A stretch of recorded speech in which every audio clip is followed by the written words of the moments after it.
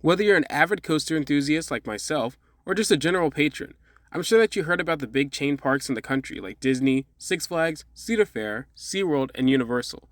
But did you know? Some lesser known places with roller coasters don't get talked about that much. Hi, I'm Avery, an ex-ride operator and coaster addict. This is the start of my Hidden Gem series on United Coasters. Today, I'll introduce Switchback, a one-of-a-kind wooden roller coaster at a small family entertainment center, or FEC, in Seguin, Texas. Although this FEC is home to an arcade and a rock climb constructed from an old grain silo, the magnum opus of this park is Switchback. The name Switchback pays homage to Switchback Railway. This ride is considered to be the first roller coaster and was operated at Coney Island in the late 1800s. Switchback was made in 2015 by the Gravity Group, the same people behind Mindblower at Fun Spot Kissimmee and Hades 360 at Mount Olympus. With an impressive track record of creating coasters, you would think that this ride would be an easy creation. But in reality, this ride is as complex as it is unique. Standing at a height of 64 feet and a length of just under 1,200 feet, this ride is a baby compared to other wooden coasters. In comparison, Judge Roy's Scream at Six Flags Over Texas stands at 71 feet and over 2,500 feet of track. But to tell you the truth, I'd rather go on Switchback 10 times in a row before I ever go on Judge again. The main reason is that Switchback is a modern wooden coaster with a one-of-a-kind layout. I was also really surprised about the balance of smoothness along with the ruggedness that you would expect from a wooden roller coaster. Switchback is so compact because the Gravity Group had to build it concerning Seguin's history by ZDT's request. That meant building this coaster through an old grocery store. Yeah, that clip you're seeing right now is a ride traversing through an old section of a historic grocery center on the property. Not only that, but what makes this ride separate from the rest of the pack is that it has a vertical spike midway through the track. Here's an interesting fact about Switchback. The blueprint showed that the coaster would have had an off-axis vertical spike at the midway point, but when the plans are finalized, a 90-degree spike was picked instead. Because ZDTs had limited space to build on, they decided to have Switchback reverse its way through the course instead of making it a full circuit, and that's what makes this coaster a shuttle coaster. For reference, a shuttle coaster is usually made out of steel, and the most common type you'll see around the US would be Vekoma boomerangs, located in a litany of parks. That said, no shuttle coaster with a conventional lift hill can return the way it started. That's because of the lift hill itself. You know how chain lifts have that iconic clicking sound like a train does? Well, that's because a wedge-shaped piece of metal continuously slides along the chain when the train is pulled forward. If the ride vehicle were to suddenly go backward on the lift hill, or if the chain were to snap, the wedge or chain dog would stop the train due to it locking in place. Shout out to the ride manufacturers for having that extra bit of safety for roller coasters. To circumnavigate this, the Gravity Group constructed this ride so that the return trip will lose its speed before going up the first drop again. This allows a coaster to valley, or stop at the bottom of a drop. There, a system of brakes and a transfer track bring the train back into the station. The type of ride vehicle is called a Timberliner Train. It's made by the Gravity Group, and it's used primarily for its light weight. That allows the ride to be smoother than other conventional coasters. These types of trains are also used on the aforementioned rides of Mindblower and Hades 360.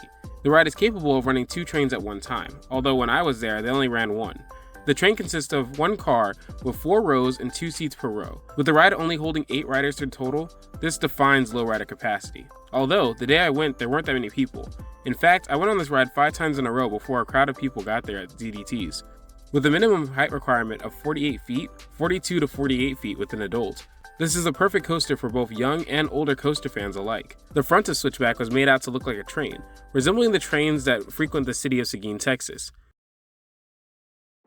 The ride starts with a sharp right turn out of the station, followed by another sharp turn into the lift hill. After a 180-degree turn, you take the 58-foot drop, hitting the max speed of 41 miles per hour at the bottom of the descent. The next element is a bunny hill that brings a true sense of constant floater airtime, especially for the people in the back of the ride.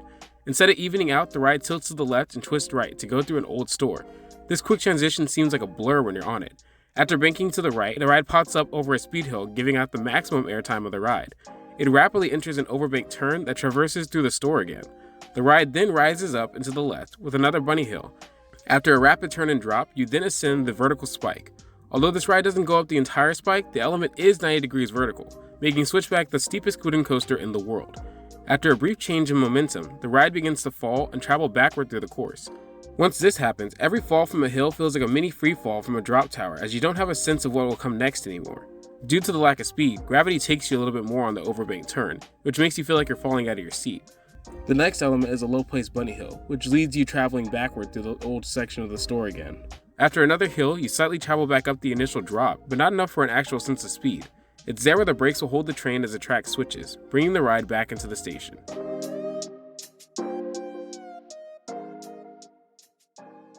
Finally, let's talk about the rarity of this coaster. If you live near Six Flags Fiesta Texas or SeaWorld San Antonio, you're in luck, because ZDT's is only an hour drive away. With that proximity to major parks, this coaster can be easily added to anyone's coaster trip or conventional road trip. The park also offers a $20 wristband that allows unlimited rides throughout the day. What really surprises me is that Switchback will run in the rain, as ZDTs will only close it if lightning's in the area for safety reasons. With that added notion that I personally had not known about this coaster until last year, and that it's the only one of its kind, I'd rank this ride's credit rarity at a 10. This is a must ride for any coaster enthusiast or anyone in the area. So there you have it. I hope that my review of this hidden gem pushes not only you to ride Switchback, but to discover more about roller coasters.